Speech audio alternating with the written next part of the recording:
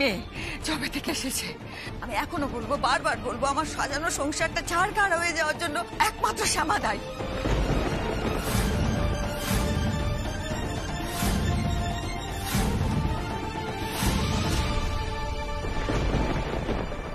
মা, তুমি এসব কি বলছো শ্যামাকে? তুমি ঠিক কথা বলছো না। কেন কেন রে অরুণ? শুধু আমিই ভুল বলি না? তোরা শুধু মায়েরই ভুল দেখতে পাস। মা, তুমি বাইরের শত্রুর কথা বলছো। তুমি কখনো ভেবে দেখেছো আমাদের বাড়ির ভিতরে শত্রুর অভাব হয়নি? তা শুধু শ্যামাকে নয়, আমাদের এই পরিবারের অনেককেই কষ্ট দেওয়ার চেষ্টা করেছে।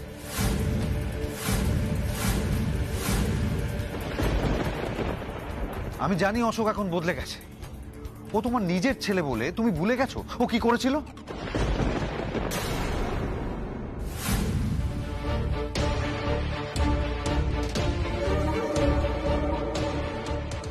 একদমই ঠিক বর্দা ভাই, একদমই ঠিক।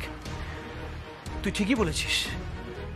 আমি এই বাড়ির অনেক ক্ষতি করেছি, আমি জানি। আমি এই বাড়ির অনেক ক্ষতি করেছি, আমি শ্যামার অনেক ক্ষতি করেছি, কিন্তু সেগুলো তো অতীত। আমি তো প্রায়শ্চিত্ত করেছি নাকি? আমি 18টা বছর জেলে ছিলাম। আমি তো বদলে গেছি বর্দা ভাই, তুই কি সেটা ভুলে গেছিস?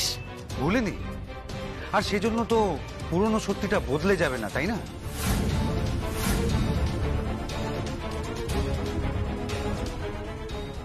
দেখেছিস বর্দা ভাই, তুই একটা বাইরের লোকের জন্য নিজের ভাইকে অবিশ্বাস করছিস।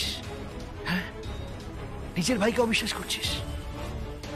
কিছু বলার নেই। তাও আমি একটা কথা বলবো। আবার কি বলবি তুই? দেখ, কথা হচ্ছিল শ্যামাকে নিয়ে। মানে শ্যামা যদি নিজের গান নিয়ে থাকতো, সব ব্যাপারে নাক না গলাতো, সব ব্যাপারে ইনভলভ না হতো, তাহলে এই পরিস্থিতি হতো আমাদের বাড়িতে? বল, শান্তি তো ফিরতো। এরকম অশান্তির মধ্যে আমরা থাকতাম? তুই বল। মানে কি বলতে চাইছিস তুই? এই শ্যামা আমাদের কোম্পানির মধ্যে ইনভলভ হওয়ার চেষ্টা করছে, কোম্পানির মধ্যে নাক গলানোর চেষ্টা করছে। সেটা কি ঠিক হচ্ছে, উচিত হচ্ছে? মানে শ্যামা এসব কথা কখন বল? না, বলেনি, কিন্তু বলতে কতক্ষণ? মা, শ্যামা কি বলবে সেটাও তুই আন্দাজ করে বলে দিচ্ছিস? হ্যাঁ দেখ বর্দা ভাই, শ্যামা আফটার অল একটা গ্রামের মেয়ে, ও বোঝেই বা কতটা। শ্যামা গ্রামের মেয়ে, তো কি ক্ষতি হয়েছে তাতে? আর কোন জিনিসটাই ও পিছিয়ে আছে শহরের মানুষের থেকে?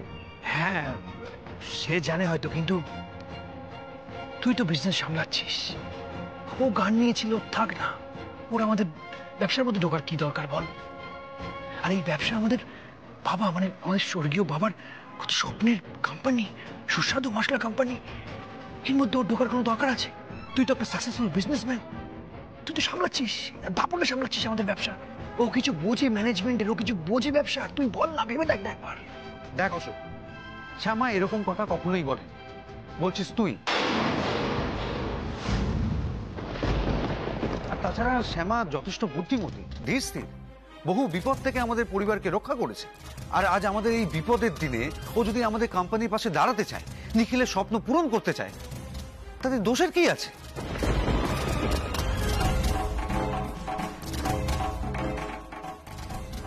দেখ বর্দা ভাই, দোষ আছে। আমি তো এই জাগতিক বিষয়ের মধ্যে থাকি না, মানে আমি তো ধর্মের পথে হেঁটেছি, তুই জানিস। আমার কোনো লোভও নেই, আমি এসবের মধ্যে থাকতেও চাই না। কিন্তু নিখিলের স্বপ্ন পূরণ করার জন্য তুই তো আছিস, তুই আছিস আমাদের বর্দা ভাই, তুই আছিস। ও কেন? ওর এসবের মধ্যে নাটকাই ভালো। একটু ভেবে দেখ আমি কি বলছি। আমি একটা কথা বুঝতে পারছি না, শ্যামা কি বলতে চায়, কি ভাবছে, সেটা তো ও বললেই ক্লিয়ার হয়ে যাবে সব। আমি তো একটা কথা কিছুতেই বুঝতে পারছি না, একটা অলীক বিষয় নিয়ে কেন এত আলোচনা হচ্ছে? মেসমশাই, আসলে আমাদের এখন দুর্দিন চলছে। হ্যাঁ, নিখিল নিখোঁজ, তার মধ্যে শ্যামাও আমাদের কিছুই বলছে না। আমার মনে হয় সবার একসঙ্গে নিখিলকে খুঁজে বের করা উচিত। তাই শ্যামার কাছে আমার একটা, শ্যামা তোমার কাছে আমার একটা অনুরোধ রয়েছে নিখিলের মেজ দাদা হিসাবে। প্লিজ এখন আর অন্য কিছু মাথায় রেখো না, সবাই মিলে আমাদের নিখিলকে খুঁজে বের করা উচিত। হ্যাঁ, আর বাড়ির ব্যবসা বর্দা তো সামলাচ্ছে, বর্দাকে সামলাতে দাও না। তুমি এর মধ্যে ইনভলভ হও না। আর তেমন হলে আমি আমার সাধনার পথ ছেড়ে নয় পরিবারের পাশে দাঁড়াবো, আমিও ব্যবসায় যোগ দেব। তুমি এসবের মধ্যে ঢুকো না প্লিজ। আর একটা কথা বর্তাদা, ছোট কর্তার অনুপস্থিতিতে কেউ কিন্তু আবার নতুন করে এই বাড়ির ক্ষতি করতে চাইছে।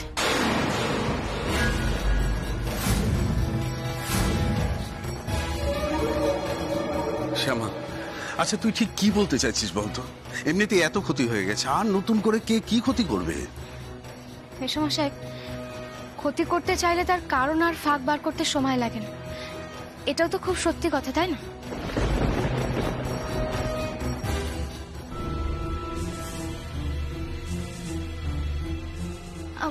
বর্তাদা, বলছি এই যে আমাদের বাড়িতে হঠাৎ করে রেড করতে আসলো, তারপরে যে ভুয়ো নথিপত্র পাওয়া গেল, এই ব্যাপারে কোনো খোঁজ পেয়েছেন? আপনি খোঁজ লাগিয়েছেন? হ্যাঁ শ্যামা, আমি অফিসারদের সাথে কথা বলেছি এটা নিয়ে। কি বললেন ওনারা?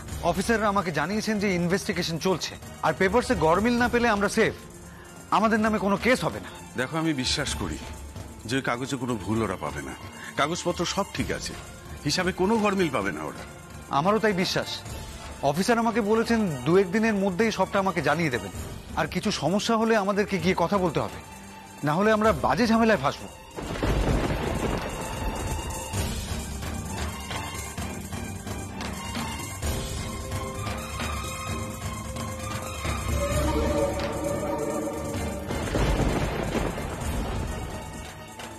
বর্তাদা, আপনার কাছে একটাই অনুরোধ, এই মুহূর্তে আমাদের কোম্পানি সংক্রান্ত যা যা সিদ্ধান্ত নেওয়া হবে, যা যা কথাবার্তা হবে, সবেতে আপনি থাকবেন।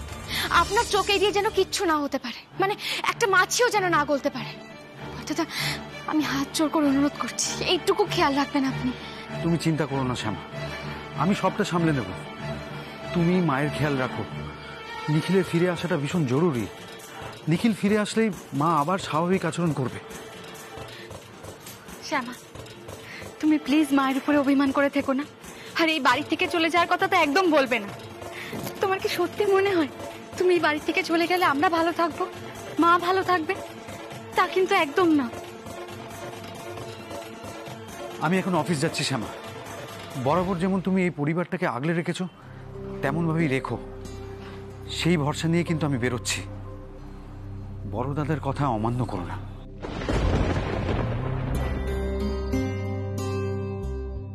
অমান্য করবো না বর্তাদা।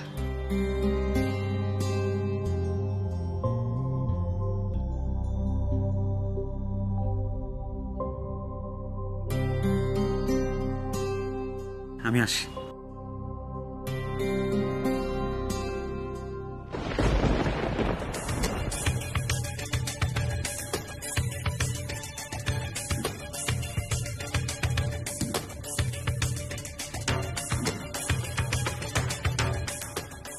মেজদাদা, আমি আপনার ঠিক কি ক্ষতি করেছি বলতে পারেন?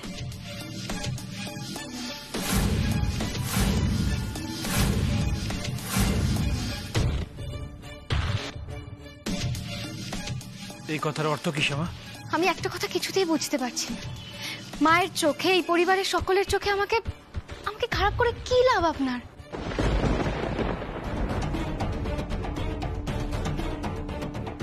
শ্যামা, তোমার মনে হয় কোথাও ভুল হচ্ছে। তোমার সঙ্গে আমার যে শত্রুতা ছিল তা এখন আর নেই, পুরোটাই এখন অতীত। আমি আমি এখন সাধনার পথে হাঁটছি। আমি এই জটিলতার মধ্যে থাকতে চাই না। আমাকে এসব কথা একদম বলো না। জটিলতা যে কি সৃষ্টি করছে সেটা যে সময়ই বলবে মেজদাদা।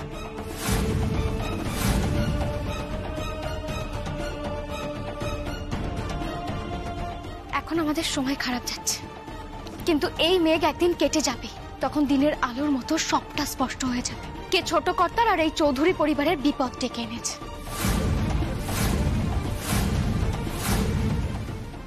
মা, তুমি কত শক্ত হয়ে কথা বলছো। এই বিপদের দিনে যে শক্ত হয়ে দাঁড়াতে হয় রে মা, কারণ যে সয় সে রয়। যাক, আমি এখন একটু মায়ের ঘরে যাচ্ছি, আমার কিছু কথা আছে। এখন যেন কেউ মায়ের ঘরে না আসে।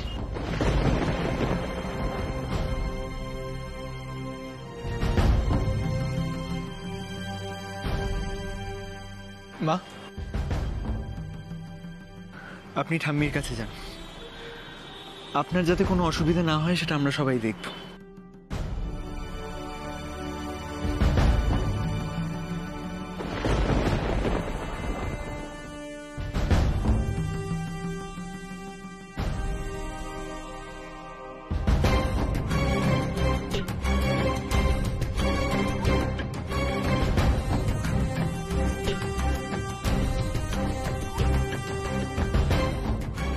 মনে হচ্ছে শিবাকে শ্যামাই কোনো কাজে লাগিয়েছে।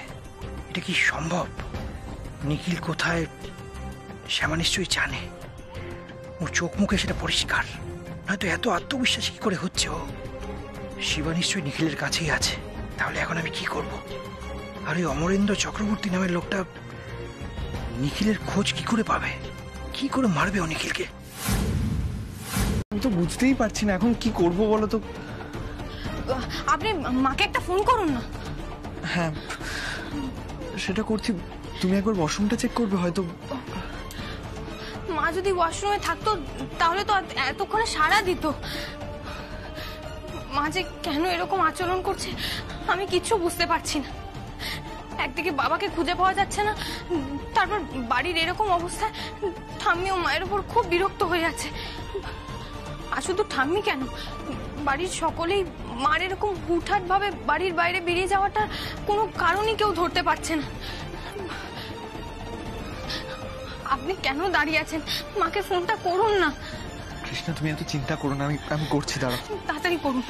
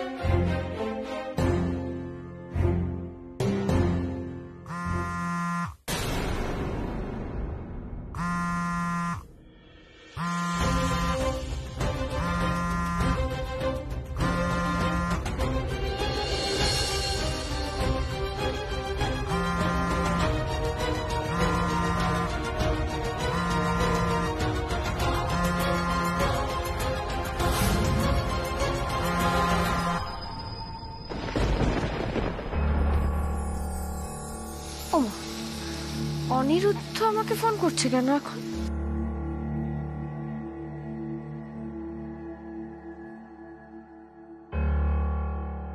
শ্যামা, এই শ্যামা। ঠাম্মি, শ্যামা,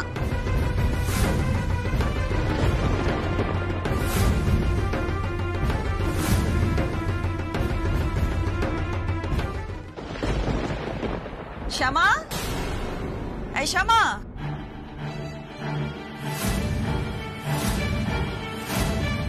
শ্যামা,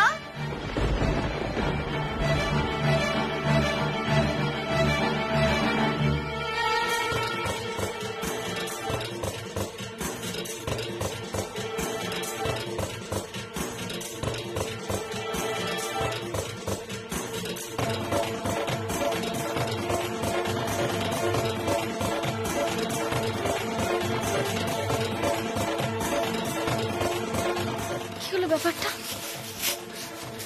মা ডাকছে, অনিরুদ্ধ ফোন করছে, কিছু কি হলো নাকি?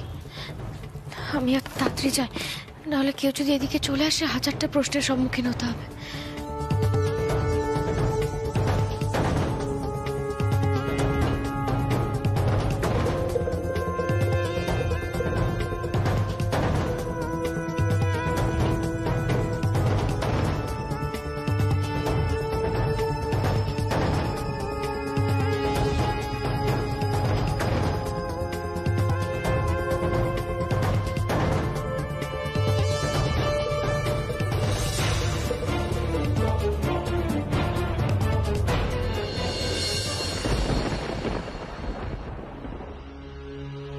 শিবা তার মানে রাতে বাড়ি ফেরেনি, অথচ শ্যামার সেটা নিয়ে কোনো চিন্তাই নেই, নিশ্চিন্তে আছে একদম। মনে তো হচ্ছে আমার ধারণাটাই ঠিক, শ্যামার নেতৃত্বেই সবটা হচ্ছে। শিবা কোথায় আছে শ্যামা খুব ভালো করেই জানে। তাহলে নিখিল কোথায়? শিবা আর নিখিল কি এক জায়গাতেই আছে?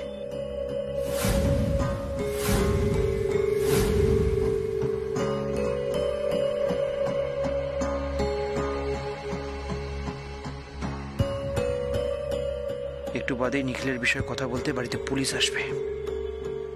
পুলিশের সামনে নাটকটা জমিয়ে দিতে হবে। পুলিশের মাথায় ঢুকিয়ে দিতে হবে যে শ্যামা নিখিলকে সরিয়ে রেখেছে। তাহলেই মায়ের মনে হবে নিখিলের লাইফে রিস্ক আছে। এটা যদি প্রমাণ করে দিতে পারি তাহলে শ্যামাকে বাড়ি থেকে দূর দূর করে তাড়ানো যাবে। এতদিন পর আমার অপূর্ণ ইচ্ছেটা পূর্ণ হবে। এটা ভেবে কিন্তু মন্দ লাগছে না।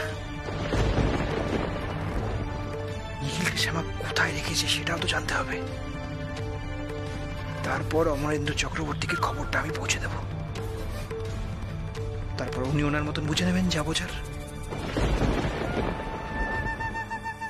শ্যামার দায়িত্বে থেকে নিখিল যদি আর না বাঁচে, নিখিলের যদি কোনো ক্ষতি হয়, তাহলে শ্যামাকে আর কোনোদিনও কেউ ক্ষমা করবে না।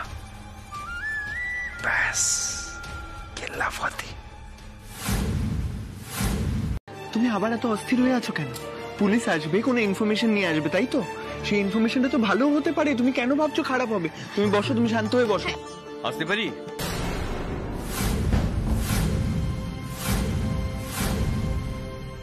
হ্যাঁ অফিসার, আসুন, আমরা আপনার জন্যই ওয়েট করছিলাম, আসুন।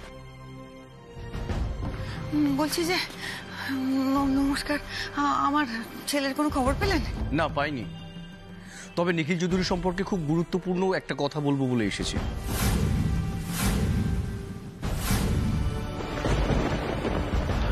হ্যাঁ অফিসার, বলুন কি গুরুত্বপূর্ণ কথা বলবেন, আমরা সবাই এখানে আছি।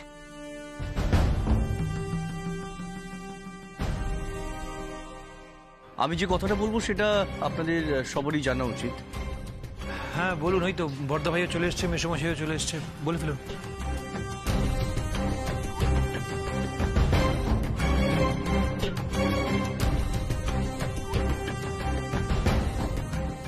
নিখিল চৌধুরীর স্ত্রী শ্যামা চৌধুরীকে তো দেখছি না কোথাও। মানে আমি যেটা বলতে চাইছি সেটা শ্যামা চৌধুরীর সামনেই বলতে চাইছি। প্লিজ ওনাকে একটু ডেকে নিন না।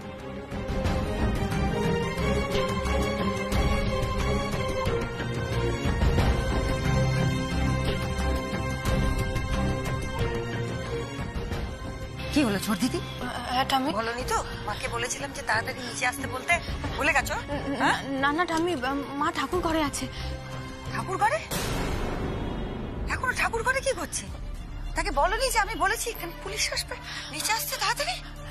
হ্যাঁ হ্যাঁ, মা পুজোটা শেষ করে তারপর আসবে। ছোট দিদি পুজো শেষ করবে কি? যার জন্য পুজো করছে, যার জন্য প্রার্থনা করছে, তার জীবনটা না থাকলে পুজো করে ঘটবেটা কি? সে এখানে হাঁ করে তাকিয়ে থাকছে, আমার দিকে তাকিয়ে থাকবে তুমি? যাও শিগগির যাও, যাও শিগগির মাকে ডেকে আনো। যাও।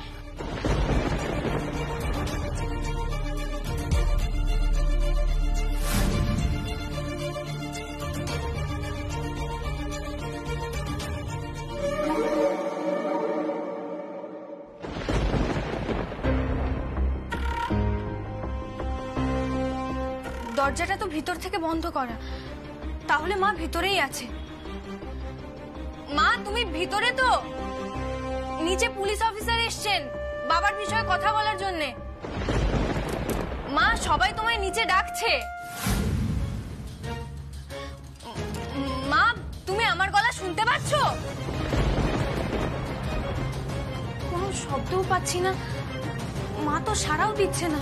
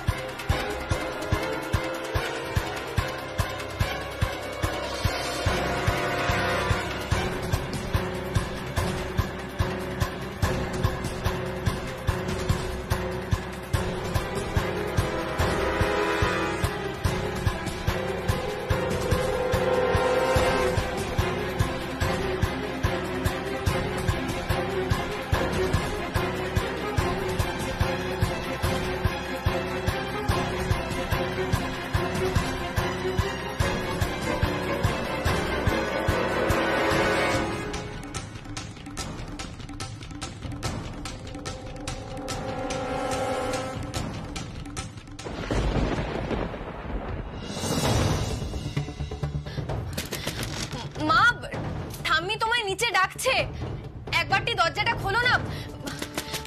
মা, মা এতবার করে ডাকছি, একবারটি দরজাটা খোলো, অন্তত একবার সাড়া তো দাও। মা, আমার গলা শুনতে পাচ্ছ? ও মা!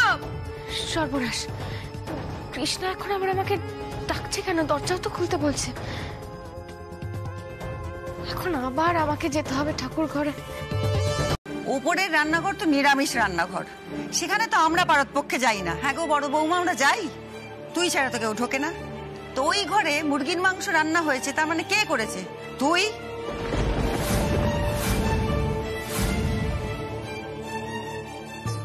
কেন করেছিস সে কথাটা কি আমাকে দয়া করে জানানো যায়?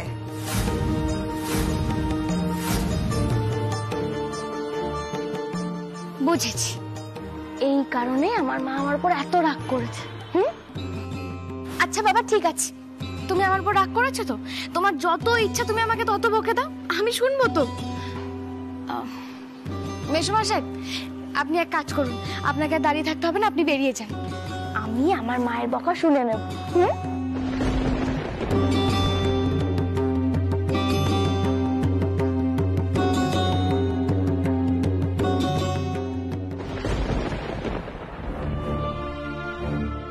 মা, মা তুমি আমাকে কেন ভুল বুঝছো বলো না? দেখো, একটা সময় কি ছিল, তুমি সবাইকে বলতে যে তোমার শ্যামা কখনো কোনো ভুল করতে পারে না। মা তাহলে আজ কি এমন করলাম? তুমি আমার দিকে তাকাও তো, আমার দিকে তাকিয়ে বলো না, তুমি তুমি তোমার মেয়েটাকে কেন এত পর করে দিচ্ছ? হ্যাঁ মা, ওপরের রান্নাঘরে আমি মাংস রান্না করেছিলাম। কি? আমি আর কি করতাম তুমি বলো? বাড়ির সবার মুখের দিকে তাকিয়ে দেখেছো? কারোর মুখের দিকে তাকানো যাচ্ছে না, কতদিন ধরে সবাই ঠিক করে খাওয়া দাওয়া করছে না। আর তার থেকে বড় কথা মা, যতই হোক অনিরুদ্ধ তো আমাদের বাড়ির জামাই।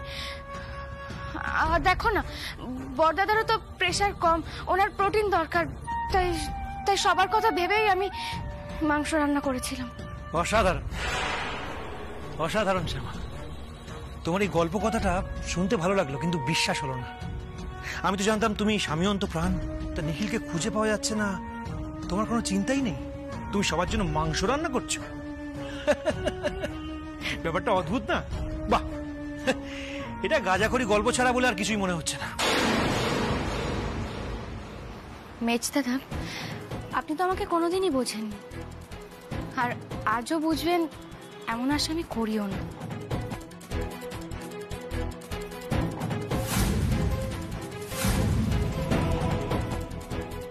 যারা যারা আমাকে চেনে বা বোঝে তারা খুব ভালো করে জানে যে আমার স্বামীর জন্য আমার ঠিক কতটা চিন্তা আছে। আর আমার স্বামীর জন্য চিন্তা আছে মানে এটা না যে বাড়ির সবাইকে আমি বানের জলে ভাসিয়ে দেব।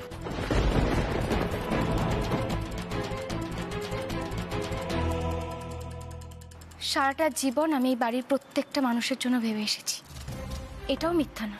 না হলে আপনি এত বড় অন্যায় করার পরেও কোনোদিনও আমি আপনাকে ক্ষমা করতাম না।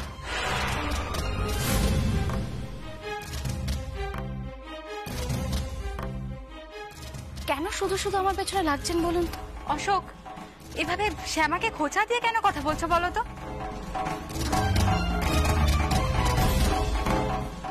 মা, তুমি সকালে আমাকে যে মাংসের বাটিটা দিয়ে বললে যে ওটা টেবিলে রেখে দে, ওটাই তোমার রান্না করা মাংস তো? বলছি সবাই যখন খেতে বসবে তখন ওটা দিয়ে দিবি, কেমন? আচ্ছা মা। হ্যাঁ রে, দাঁড়া, সবাইকে তো দিয়ে দিতে বললি, সবাইটা আছে কোথায়? তোর আদরের শিবা কোথায়? সে তো দুদিন ধরে বেপাত্তা দেখছি, অথচ এই নাকি মা বাবা বলতে অজ্ঞান। তা বাবাকে খুঁজে পাওয়া যাচ্ছে না, মায়ের এত বড় বিপদ, সে গায়েব হয়ে গেল। বাহ, তার মানে তার এই পরিবারের প্রতি, এই লোকজনগুলোর প্রতি ভালোবাসা সব ফুরিয়ে গেল, তো সব ফুরিয়ে গেল। মা দেখো, শিবা এই বাড়িতে ঠকানোর জন্য এসেছিল ঠিকই, কিন্তু ও তো ঠকানোর মানুষ নয় মা, এটা তুমি নিজে উপলব্ধি করেছো। আমি মানছি মা, তুমি আমার উপর রাগ করেছো, কিন্তু আমার রাগটা তুমি অন্য কারোর উপর দেখিও না। তবে মা, এই বাড়িতে ঠকানোর মানুষ যদি কেউ থাকেও, তাকে আমি মাটি খুঁড়ে বার করে আনবো, এনে তোমার সামনে দাঁড় করাবো।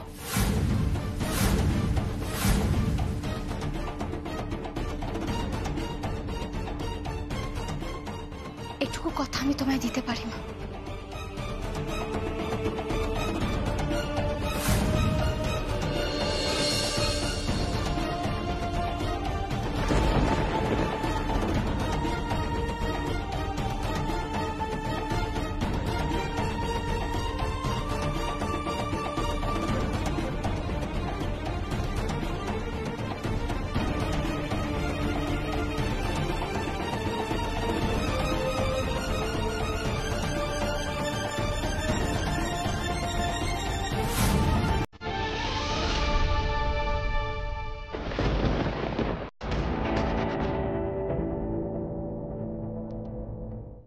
পেলি কোথাও?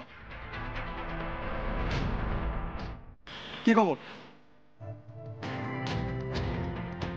তুই একটা কাজ কর, তুই এদিকে চলে যা, আর তোমরা এই সাইডে।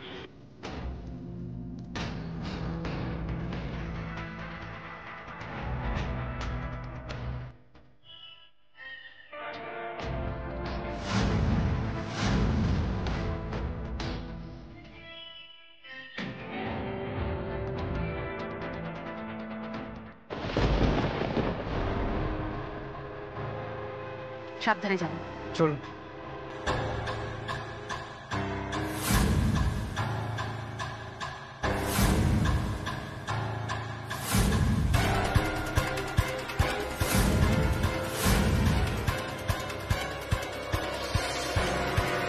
কি হলো আবার?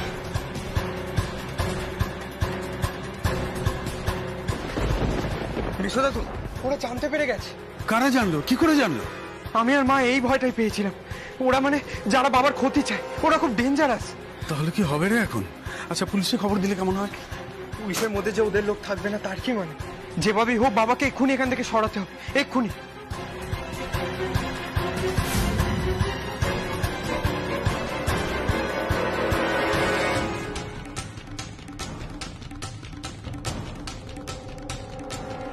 কি বলছিস? কি অবস্থায়? কোথায় নিয়ে যাবি? কিভাবে নিয়ে যাবি?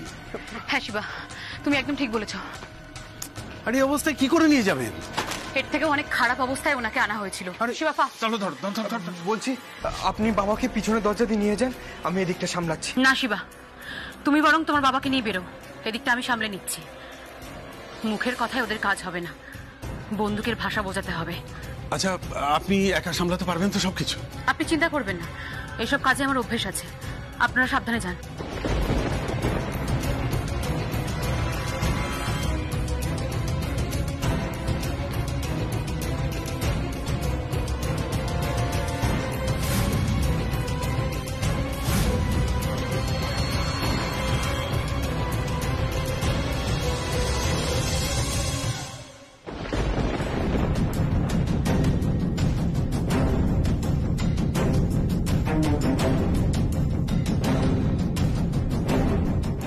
শিবা, খুব সাবধানে যাবে।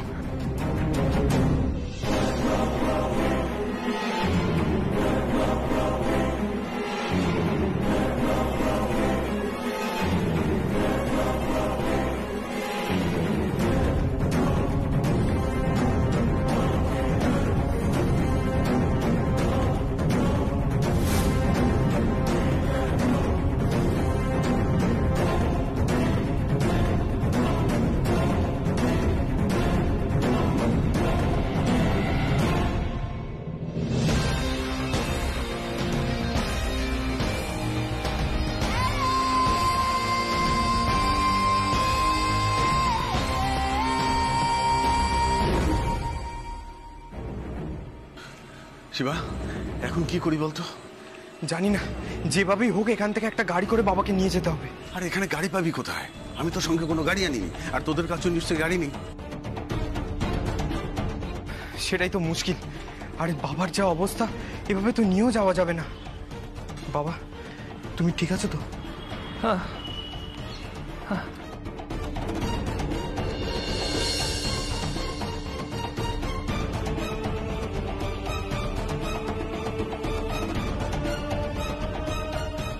এসব টানা হেঁচড়ায় ছেলেটার আরো বড় কোনো ক্ষতি না হয়ে যায়, তাহলে আরেক বিপদ হবে। না মেশোদাতু, মাকে আমি কথা দিয়েছি বাবার কিচ্ছু হতে দেবো না, কিচ্ছু না।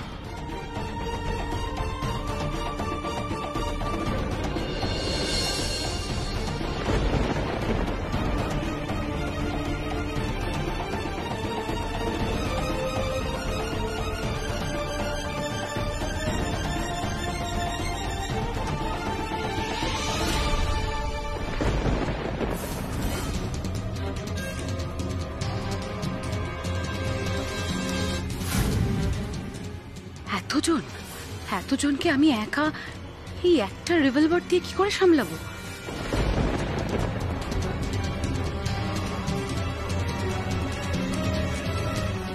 নিখিল বাবুকে যে করেই হোক বাঁচাতেই হবে। শুধুমাত্র তোমার দুশ্চিন্তা দূর করার জন্য আমি সবটা বলে যাচ্ছি। কি এমন কথা বলবি বলতো শ্যামা? কি এমন মহাপুরুষের বাণী শোনাবি যে একটা মায়ের দুশ্চিন্তা মুহূর্তে দূর হয়ে যেতে পারে? পারলে আমায় ক্ষমা করে দিও মা। বিশ্বাস করো, এছাড়া আমার কাছে আর কোনো উপায় ছিল না। শুধুমাত্র তোমার ছেলের নিরাপত্তার সাথে আমাকে সবটা লুকিয়ে যেতে হয়েছে মা। খেয়ালি করিস নি শ্যামা, স্পষ্ট করে বল কি কি করেছিস, কি এমন করেছিস, কি জানাস নি, স্পষ্ট করে বল মা, কি হয়েছে? তোমরা সবাই হয়তো এতদিন এটাই ভেবেছো আমাকে দেখে যে আমার স্বামী নিখোঁজ হয়ে যাওয়ার পরে আমি কি করে এতটা নিশ্চিন্তে আছি, কি করে আমার কোনো ভাবনা চিন্তা নেই। তার কারণ আমি নিজেই সারা পৃথিবীর কাছ থেকে আমার স্বামীকে লুকিয়ে রেখেছি, আড়াল করে রেখেছি মা।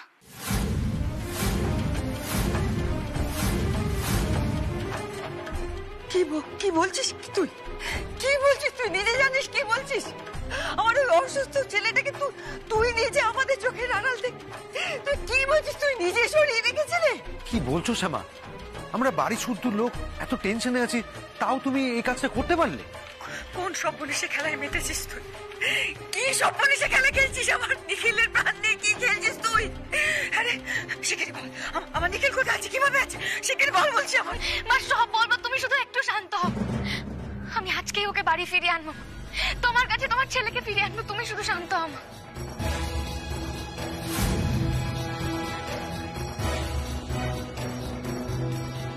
তার মানে এই কয়দিন ধরে যে নিখিল নিখোঁজ বলে থানা পুলিশ হচ্ছে, এই পুরো সময়টা তুমি জানতে যে নিখিল কোথায় আছে?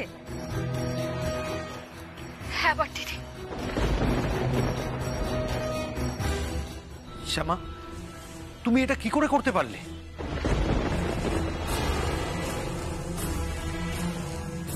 আমাকে তো বলতে পারতিস রে তুই। মা, আমি একটাই কারণে বলিনি, তোমার ছেলের জীবনে এখনো অনেকটা ঝুঁকি আছে। মা, তুমি একটা কথা বলো না, তোমার ছেলে সুস্থ আছে, ভালো আছে, এটা জানার পর তুমি নিজেকে ঠিক রাখতে পারতে না মা? সবাই জেনে যেত যে তোমার ছেলে আমাদের জিম্মায় আছে। তাতে কার ক্ষতি হতো, কার কি ক্ষতি হতো? আমার দুশ্চিন্তাটা তো কমতো রে মা। তোমার ছেলের ক্ষতি হতো, আর কারোর কিচ্ছু হতো না মা। ওরা শুধু একটা সুযোগ খুঁজছে তোমার ছেলের ক্ষতি করার। হ্যাঁ মা, ওরা তোমার ছেলের জীবন কেড়ে নিতে চাইছে। মানে অনেক কষ্ট করে সবার কাছ থেকে, পুরো জগতের কাছ থেকে তোমার ছেলেকে আড়াল করে রেখেছিলাম, কিন্তু আজ শত্রুরা ওখানেও পৌঁছে গেছে। তার মানে তো পুরো বিপদে পড়েছে।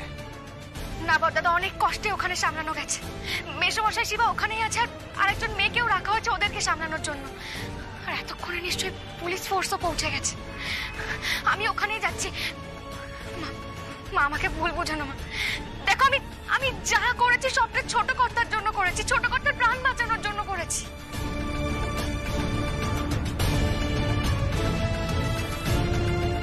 তোমার কথাগুলোকে আমি সাপোর্ট করতে পারছি না শ্যামা। নিখিল আমাদের ছোট ভাই, একটা দিন একটা রাতও চোখের দুটো পাতা এক করতে পারিনি। ঘুম থেকে উঠে বসেছি, আর নিখিল কোথায় আছে জেনেও তুমি আমাদেরকে একবারের জন্য জানালে না। জেঠুমনির কথা সমর্থন না করে আমি সত্যি পারছি না মা। আর কারুর কথা আমি বাদে দিলাম, আমি তো বাবার মেয়ে। শিবা যদি এই কথাটা জানতে পারে তাহলে আমি কেন জানতে পারবো না মা? আমারই তো বেশি অধিকার আছে আমার বাবা কোথায় আছে এই কথাটা জানার। কৃষ্ণা, মা তো বলছে মা বাবার নিরাপত্তার খাতিরে। অনিরুদ্ধ বাবু, আমি যদি এই কথাটা জানতে পারতাম তাহলে নিরাপত্তার কি এমন ক্ষতি হতো? তাহলে তো আমি আমার বাবার কাছে থাকতে পারতাম। কাম্মা, তুমি অন্তত আমাকে একবার বলতে পারতে, আমি তোমাকে হেল্প করতাম। আফটার অল আমার পাপার লাইফ নিয়ে কথা, তাই না? আমি সবার সব প্রশ্নের উত্তর এসে দেব। দয়া করে তোমাদের কাছে আমি হাত জোড় করছি, এখন আমায় শুধু যেতে দাও। তোমরা বুঝতে পারছো না, এখন যদি আমি ওখানে না যাই তাহলে অনেকটা দেরি হয়ে যাবে। মা, আমি তোমায় কথা দিচ্ছি, তোমার ছেলের দিকে যদি একটাও গুলি আসে, সেই গুলিটা আমি নিজে বুক পেতে নেব, কিন্তু ছোট কর্তার কিচ্ছু হতে দেব না। মা, এখন শুধু আমাকে যেতে দাও, তাহলে তোমরা সবাই আমাকে ক্ষমা করে দিও। আমার কিচ্ছু করার নেই, আমাকে বেরোতেই হবে। শ্যামা, শোনো।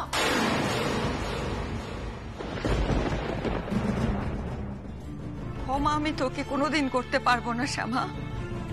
তুই নিজেও একজন মা, তুই কিভাবে পারলি আরেকটা মাকে সন্তান হারানোর শোক দিতে? ক্ষমা আমি তোকে কোনোদিন করবো না, কোনোদিন করবো না ক্ষমা।